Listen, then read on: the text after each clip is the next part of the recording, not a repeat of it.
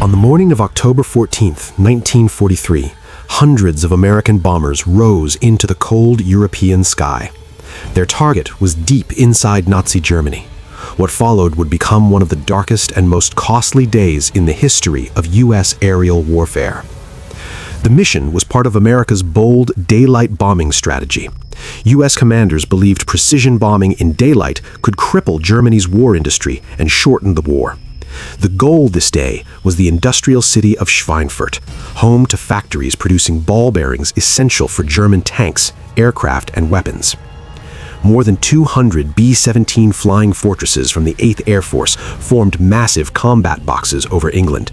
Each bomber carried a 10-man crew, heavy defensive guns, and the hopes of a nation determined to defeat tyranny from the air. As the bombers crossed the European coast, German radar stations lit up. Luftwaffe fighter units were scrambled immediately. They knew this was not a routine raid. This was a deep strike into the heart of Germany. The American bombers flew without long-range fighter escort for much of the mission. P-47s and P-38s could protect them only part of the way. Beyond that point, the bomber crews were on their own.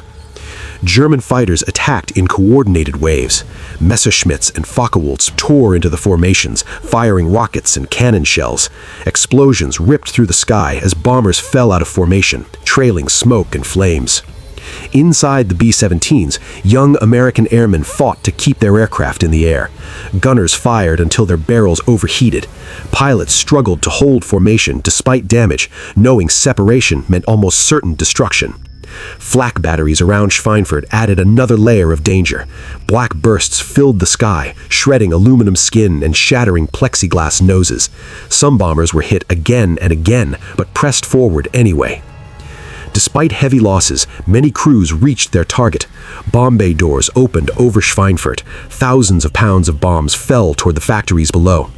The damage was significant. German production was disrupted, facilities destroyed, and critical infrastructure hit hard.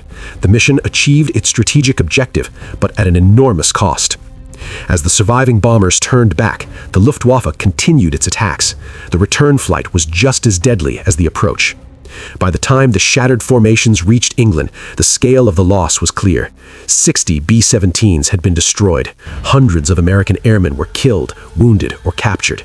Entire crews were gone. Empty bunks and untouched gear filled airbase barracks that night. For many units, nearly a quarter of their aircraft never returned. October 14th became known as Black Thursday.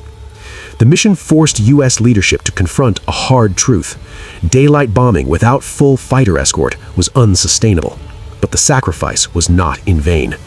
The lessons of Black Thursday directly accelerated the development of long-range escort fighters like the P-51 Mustang.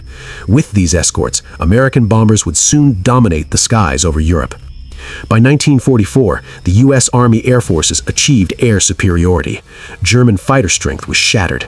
Allied ground forces would later advance under American-controlled skies. The men of Black Thursday never lived to see that victory, but their courage changed the course of the air war. They flew knowing the odds. They pressed forward anyway.